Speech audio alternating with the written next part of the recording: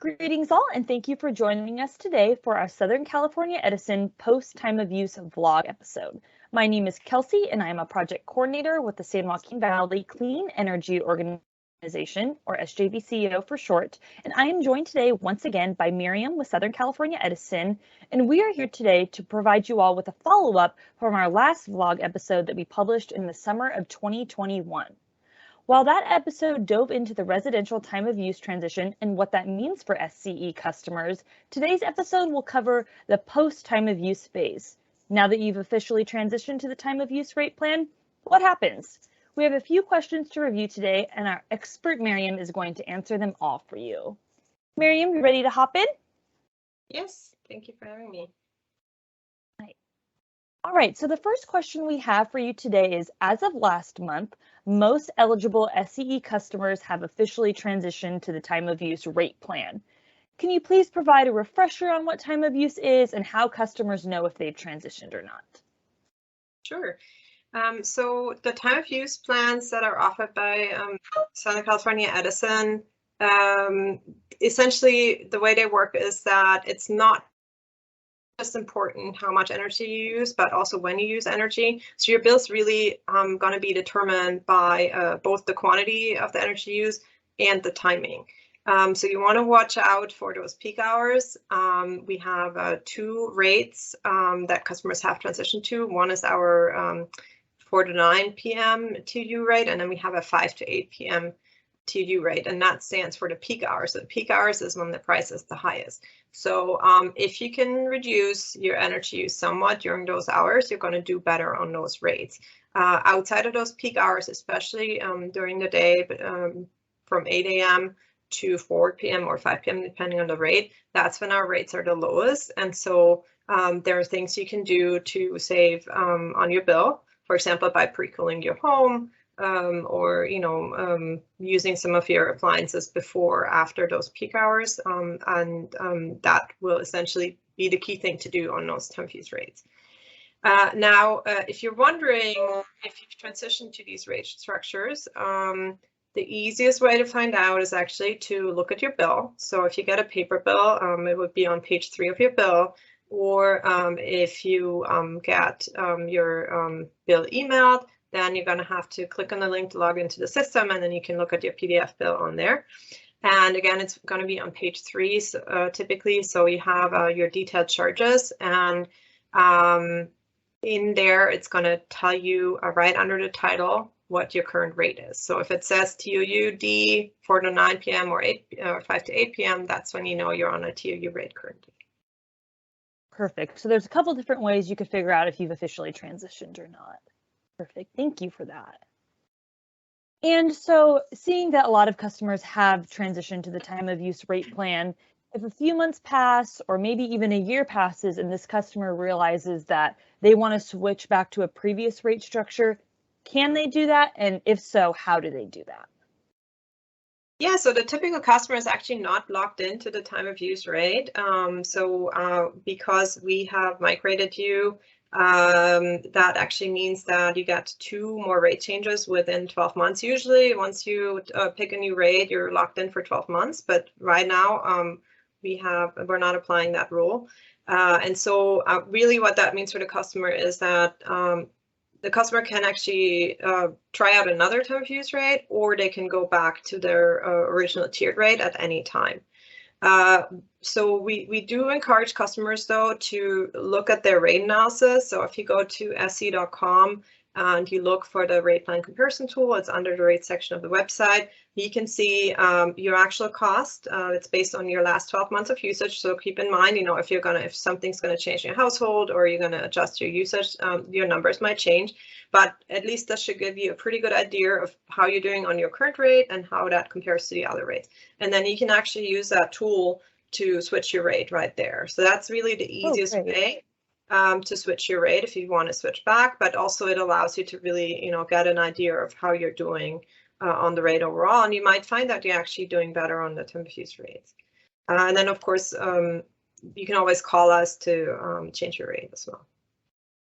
Exactly. Awesome. Well, I think that's really important to note that oftentimes customers may not know that there is the rate comparison tool for them, and that takes the load off of them and allows the tool to do the work to see what rate would work best for their household. Because as you know, every household's different, whether there's 2 people, 8 people, depending on the frequency in which people are home. So it's important to utilize that tool. Yeah, and it's really, you really can't say what rate is good for someone without really looking at their data. So it's totally personalized. Different rates work best for different types of households. And so we, that tool really is the best we can offer in terms of giving you an idea of your cost on various rates.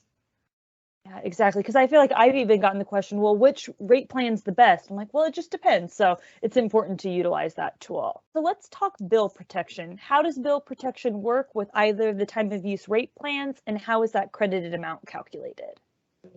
Yeah, so earlier we were talking about, if you're not sure about TOU, how you can switch back.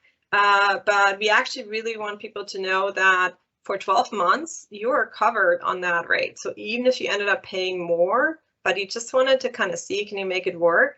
At the end of the 12 months, we actually would reimburse you the difference. And so the way this is calculated is we actually, we look at what your bill would have been on your original tiered rate. And then we compare your current bill amount, and then we look at the difference. So if you paid more on time of use, we reimburse you the difference.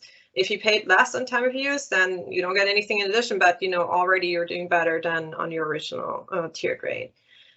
So that's a tool that we have that lets people just try it out and see if it works for them. Because for a lot of people, you might even have switched over and it showed you that technically, if you didn't change anything, you would be paying a little bit more. But if you can just do a few small things, you could actually do better on time of use. And you really, in some ways, get more control on time of use over your bill, because it's not just reducing your usage that will make your bill go down, but it could just be that you don't actually have to reduce. You can just use at a different time.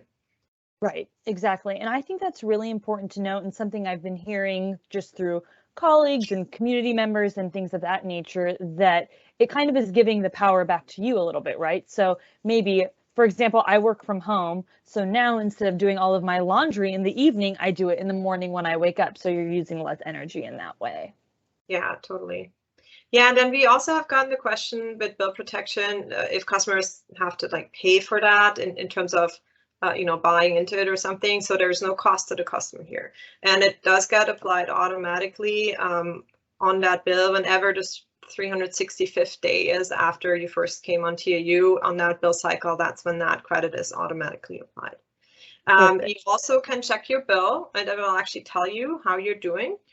So again, on that third page where the details of your charges are, there's a section on the side, and it actually gives you your current bill protection credits that you have accumulated, so you can get a sense how you're doing.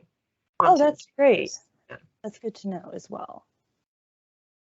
All right, now let's move on to the final question that we have today. So after the transition is fully complete, how can customers access resources or tips to help them adjust to their time of use rate plan?